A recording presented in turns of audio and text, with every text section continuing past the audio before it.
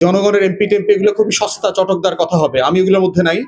রাষ্ট্র বদলাইতে হবে। যত দুষ্ট লোক আছে এদের বয়স হচ্ছে এখন 45-50+। আমরা গত 55 বছর ধরে একটা গণতান্ত্রিক রাষ্ট্র বিনির্মাণের যে লড়াই করেছি তার ন্যায্যতা পায় হচ্ছে 5 বছর পর পর আমরা একটা ভালো নির্বাচন করতে পারি কিনা তার উপর ভিত্তি করে। পার্টিকুলারলি 2024-এর গণ অভ্যুত্থানের পরে এই কথাটা আরো জোরদার হয়েছে, যেহেতু 2001-এর পরে ভালো কোনো নির্বাচন হয়নি। 25 বছর পরের যে নির্বাচন, সেই নির্বাচনে আমরা দেখলাম যে ঐতিহাসিকভাবে পুরাতন রাজনৈতিক বন্দোবস্ত এবং চর দখলের যে রাজনীতি কেন্দ্র দখলের মতো করে একইভাবে এই কাজগুলো হয়েছে। কালো টাকার ছড়াছড়ি, অস্ত্র, পেশি শক্তি দেখানো, সেগুলো চলেছে। তো আমরা বোধ করছি নির্বাচন কমিশন, অন্তর্বর্তীকালীন সরকার সিরিয়াসলি তাদের ফেইলিউর, ব্যর্থতাকে রিভিউ করবেন। লেভেল প্লেইং ফিল্ড তৈরি করতে আপনারা কেন ব্যর্থ হয়েছেন এবং যার যার জেলা রিটার্নিং অফিসারের কাছ থেকে, আইন শৃঙ্খলা বাহিনী থেকে আপনারা এই জবাবদিহিতা চাইবেন। দ্বিতীয়ত হচ্ছে বিএনপি যে সরকার গঠন করছে তাদেরকেও আমরা সতর্ক করছি এবং আহ্বান করছি একই সাথে যে আপনারা যদি আপনার দলের নেতা কর্মীদেরকে নিয়ন্ত্রণ করতে না পারেন, যে ধরনের অন্যায্য প্র্যাকটিস করে আপনারা নির্বাচনে জিতেছেন, এই নির্বাচন দিয়ে আপনি মানুষের মন বেশি দিন ধরে রাখতে পারবেন না। কয়েকদিন পরে লুটপাট, সন্ত্রাস, চাঁদাবাজ যে আকার ধারণ করবে তাতে কিন্তু আবার সারা বাংলাদেশে আপনাদের বিরুদ্ধে গণ আন্দোলন তৈরি হবে।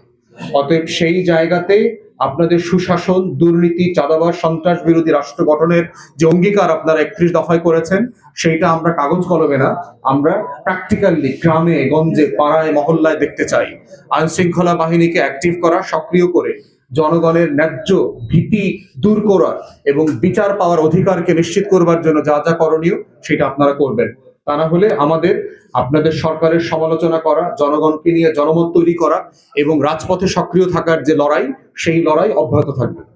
একটা বিষয় মাথায় রাখতে হবে, যেই কাজটার সমাধান প্রশাসন দিতে পারে সেই কাজটা দল থেকে করতে গেলে কিন্তু সেটা শক্তির ভারসাম্য নষ্ট করে দেবে। এক্সট্রিম মশার কয়েল প্ল্যান্ট ফাইবার দিয়ে তৈরি, ডেঙ্গু, চিকুনগুনিয়া বাহি সহ যে কোনো মশার বিরুদ্ধে দেয় এক্সট্রিম সুরক্ষা। যেমন ধরেন ভোট জালিয়াতি যদি আপনি ঠেকাইতে যান তাহলে তো মারামারি করতে হবে। তো আমরা এই ধরনের শক্তি তো সিভিল জায়গা থেকে করতে পারি না। আমরা যেটা করেছি, যে কোনো অন্যায় অন্যায্যতা দেখলে আমরা প্রশাসনকে জানিয়েছি এবং এটাই ন্যায্য পথ। জোটের ভিতরে সম্পর্ক, কাজ, তারপরে একসাথে কাজ করা, এ ব্যাপারে কোনো সন্দেহ নাই। জোটের সবচেয়ে গুরুত্বপূর্ণ আইনজীবী এখানে উপস্থিত আছেন অ্যাডভোকেট খায়ের ভাই, যিনি জোটের এই লিগাল বিষয় সব দেখেন, জামাতের মামলা পরিচালনা থেকে করা থেকে শুরু করে সবকিছুর সাথে উনি জড়িত আছেন। সো আর যেহেতু প্রার্থী হিসাবে আমার রেসপন্সিবিলিটি, আমার এগুলো করতে হবে, এই জন্য আমি আজকে এই ব্রিফিং দেখেছি।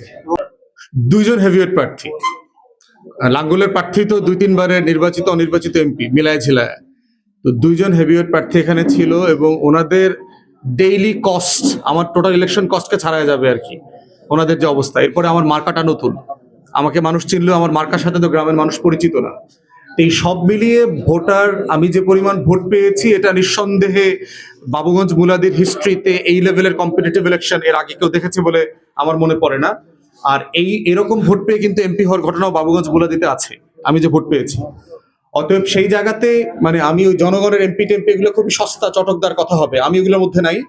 রাষ্ট্র বদলাইতে হবে এবং আমরা এইখানেই যে আগামী নির্বাচনটা হবে দেখবেন, এই নির্বাচনে আরো বাস্তবতা ফুটে উঠবে। কারণ যত দুষ্ট লোক আছে এদের বয়স হচ্ছে এখন 45-50+।